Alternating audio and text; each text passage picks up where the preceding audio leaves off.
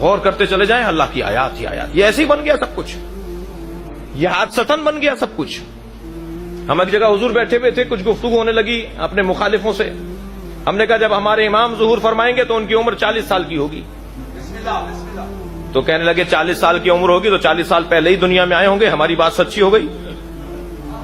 آپ لوگ کہتے ہیں کہ ان کی ولادت ہو چکی, ہم کہتے ہیں ولادت ہوگی. موٹا سا اختلاف تو یہی ہے نا. ہم کہتے ہیں 1150 سال پہلے ان کی ولادت ہو چکی, یہ کہتے ہیں نہیں ولادت ہوگی.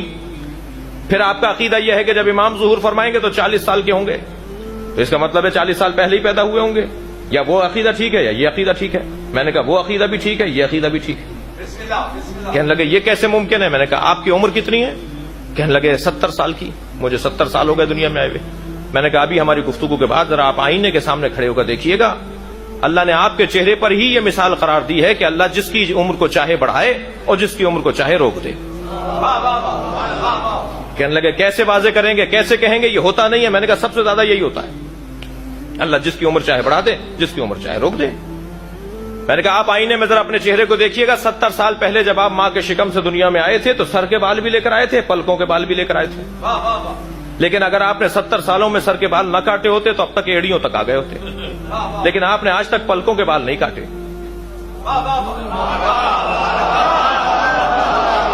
سر کے بال بڑھ کر بتا رہے ہیں اللہ عمر بڑھاتا ہے, پلکوں کے بال رک کر بتا رہے ہیں اللہ عمر روک دیتا ہے.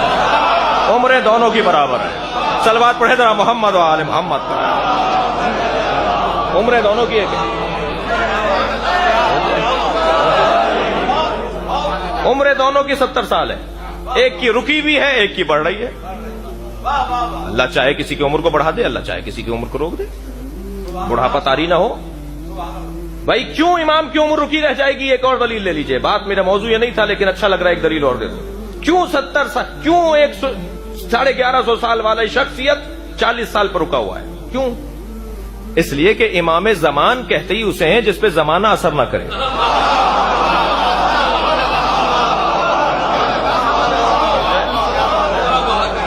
سورج اس پہ اثر نہیں کرے گا, آب و ہوا اس پہ اثر نہیں کریں گے.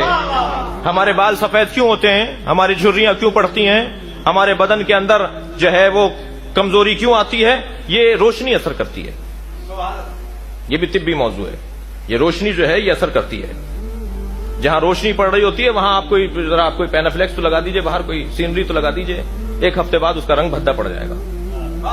دھوپ اگر بلا فاصلہ نہ بھی پڑ رہی ہو, روشنی صرف آ رہی ہو, رنگ تبدیل ہو جائے گا. روشنی اثر کرتی ہے, روشنی بدن پہ اثر کرتی ہے, اور روشنی کا منبع ہے سورج. ایسا ہی ہے. تو امام رضا فرماتے ہیں کہ امام زمان, مل کر صلوات پڑھیں بابا جب اللہم صلی اللہ. امام زمان اسے کہتے ہیں جس پہ زمانہ اور سورج اور چاند اثر نہ کرتا ہو. کسی نے پوچھا تھا مولا آپ امام کو آواز دے کر کہا یا صاحب الزمان. حضرت نے فرمایا مجھے صاحب الزمان نہیں کہو. بعض القاب مخصوص ہیں. امیر المومنین علی کے علاوہ کسی اور امام نے نہیں کہنے دیا کسی کو. کسی بھی امام نے ٹوک دیا فوراً, خبردار ہمیں امیر المومنین نہیں کہو, امیر المومنین صرف علی ہیں. اسی طرح امام زمان اور صاحب الزمان ائمہ نے روکا, خبردار ہم امام زمانہ نہیں ہیں, امام زمانہ ایک ہی ہے. جی تو حضرت نے فرمایا تم دیکھ نہیں رہے میرے بال سفید ہو رہے ہیں. جس نے صاحب الزمان امام رضا کو پکارا اس سے کہا تم دیکھ نہیں رہے میرے بال سفید ہو رہے ہیں. میرے بال سفید ہو رہے ہیں اس کا مطلب ہے سورج مجھ پہ اثر کر رہا ہے. ہمارا ایک ہی ہے جس پہ سورج اثر نہیں کرے گا, وہ ہے امام زمان, جس میں زمانہ اثر نہیں کرے گا. البتہ عزیزان گرامی میں یہاں ایک جملہ اور کہوں, ہمارے بہت ساری پیغامات ایسے ہیں کہ جو کلاس کی باتیں ہیں, اور جب تک اس کلاس تک پہنچنے کے لیے درجے نہ گزارے جائیں باتیں سمجھ میں نہیں آتی. تو الحمدللہ اس مدرسے کے اندر بیٹھنے والے لوگوں کا وہ پہلے مرحلے گزر چکے ہوتے ہیں, اور اس مدرسے کے اندر آنے والوں کی فہم و فراست نسبتاً بہتر اور زیادہ ہوتی ہے, کیونکہ یہ مدرسہ ہے. بہت سے لوگ کہتے ہیں کہ بھئی جب امام علیہ السلام کا ظہور ہوگا تو ہم کیسے پہچانیں گے مولانا, کیسے پہچانیں گے امام زمان علیہ السلام کو, کس طرح سے پہچانیں گے؟ جھوٹے دعوے بھی تو کتنے ہوں گے. بھئی جھوٹے دعوے آج ہو رہے ہیں, پاکستان کے تناظر میں بھی کہہ رہا ہوں, بین الاقوامی تناظر میں بھی کہہ رہا ہوں. نبوت کے امامت کے بڑے جھوٹے دعوے ہوتے رہیں گے, نام نہ کہلائیے گا. میں پروموٹ کرنے کی عادت نہیں رکھتا ہوں, باطل کا نام بھی ممبر سے لینا صحیح نہیں سمجھتا. کئی لوگ صرف اسی لیے جا کے پڑھنے لگتے ہیں, دیکھنے لگتے ہیں, سرچ کرنے لگتے ہیں کہ میں مولانا نے نام لیا پتہ نہیں کون ہوگا, اس لیے میں نام ہی نہیں لیتا ہوں. پتہ نہیں توجہ ہے یا نہیں ہے میرے ساتھ. بھائی جھوٹے دعوے کرنے والے بہت سے پیدا ہوں گے. کوئی کہہ دے گا میں نبی ہوں, کوئی کہے گا میں امام ہوں, تو کہا کہ بھی پتہ کیسے چلے گا؟ عزیزان گرامی, معصوم سے سوال کیا گیا, حبیب خدا سے بھی اور امام معصوم سے, چھٹے امام سے سوال. مولا پہچانے کیسے جائیں گے؟ پیغمبر اسلام سے, سرور کائنات سے. صحابہ نے سوال کیا, جناب جابر نے سوال کیا, یا رسول اللہ آپ کا بیٹا, آپ نے کہا 12 میرے وصی ہوں گے, میرا ایک بیٹا مہدی ہوگا, بہت غیبت کے بعد ظہور کرے گا. اس وقت ہزاروں لاکھوں باطل ہوں گے, بس ایک حق ہوگا. یا رسول اللہ پہچاننا تو بڑا مشکل ہو جائے گا, اتنے لاکھوں ہزاروں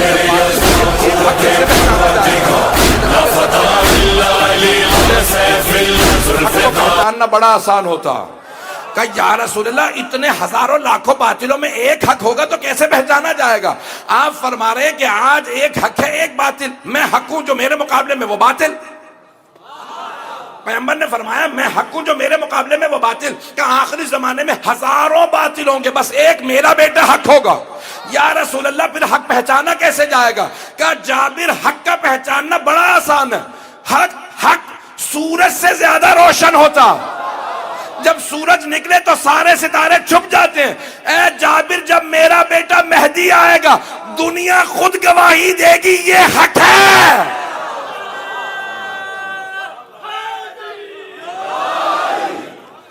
کہا ساری دنیا گواہی دے گی. مان لیں گے پھر پیروی کریں نہ کریں.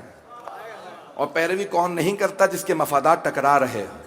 پتہ نہیں بات پہنچا پایا ہوں یا نہیں. میں سخت جملہ کہہ گیا ہوں, جس کے مفادات ٹکرا رہے ہوتے صرف وہی پیروی نہیں کرتا. خدا کی قسم روایات میں ہے کہ حتی مشرک و کافر بھی, کوئی بھی کسی مکتب فکر کا ہوگا, کسی مذہب کا ہوگا, رات میں جب شب قدر میں اعلان ہوگا تو سب امام پہ ایمان لے آئیں گے. جب صبح دجال کا سفیانی کا اعلان ہوگا پھر لوگ پھرنے لگیں گے, بھئی مفادات ٹکرا رہے ہیں, پتہ نہیں توجہ ہے یا نہیں. رات میں سب ایمان لے آئیں گے. کافر و مشرک بھی, یہودی و عیسائی بھی ہوگا, کوئی بھی ہوگا تو وہ ایمان لے آئے گا, کہے گا ہاں یہی حق ہے جس طرح سے اعلان ہوا. عزیزان گرامی, اب امامت کا پہچاننا مشکل نہیں ہے. میں ایک اور جملہ کہہ دوں.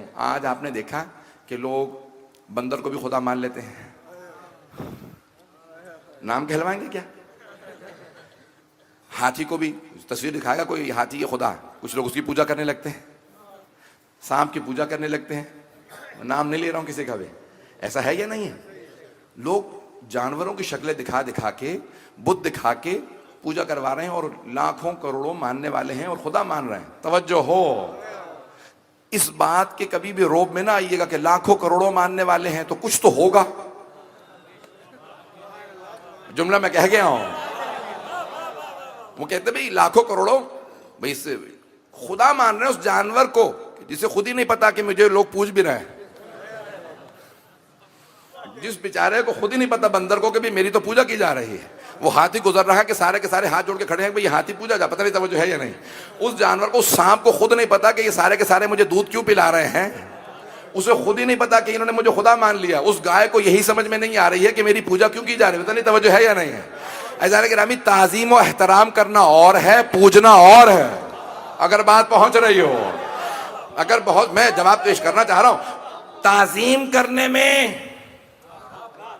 اور عبادت کرنے میں بڑا فرق ہے. اللہ قرآن میں کہہ رہا ہے ان الصفا والمروہ من شعائر اللہ, بے شک کہ صفا و مروہ اللہ کی نشانیاں ہیں. اور اللہ خود ہی قرآن کے اندر کہتا ہے کہ وَمَن يُعَظِّمْ شَعَائِرَ اللَّهِ فَإِنَّهَا مِن تَقْوَى الْقُلُوبِ, جو متقی بننا چاہتا ہے, تقوی کا مقام حاصل کرنا چاہتا ہے, اے میرے حبیب اسے بتا دیجئے اللہ کی نشانیوں کی تعظیم کرے. جو اللہ کی نشانیوں کی تعظیم کرے وہ متقی ہے. پتہ نہیں بات پہنچ رہی ہے نہیں پہنچ رہی.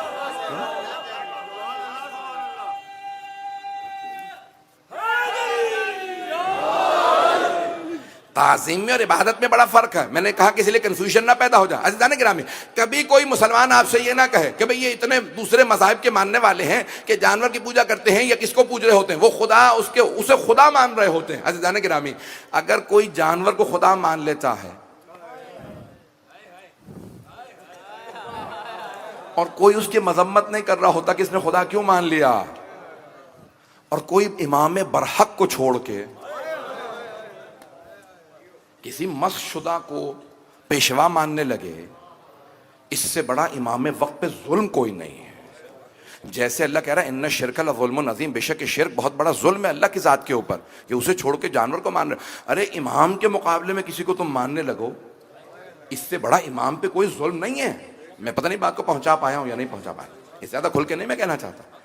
अज़ीज़ान गिरामी, मैं कहता हूँ मोहम्मद वाले मोहम्मद आज भी मजलूम है, उनसे ज़्यादा बाअज़मत कोई नहीं। और उनके मुकाबले में ऐसी ऐसी लोग शख्सियतों को बाज़ औक़ात लेके आ जाते हैं कि बाज़ औक़ात अफसोस होता है कि अरे इन्हें कोई फ़र्क नज़र नहीं आ रहा। अरे इल्म में, तक़वे में, शुजाअत में, सखावत में, शहामत में, अज़मत में, इबादत में, ज़ुहद में, तक़वे में, क़राअत में, किसी एक चीज़ में भी अली इब्न अबी तालिब अलैहिस्सलाम से लेके 12वें का कोई मुकाबला अगर पेश कर सके। अज़ीज़ान गिरामी, मुझे अगर आप हमारे लेटेस्ट वीडियोस के बारे में जानना चाहते हैं तो हमारे चैनल को सब्सक्राइब करें और बेल आइकन को प्रेस करें। शुक्रिया।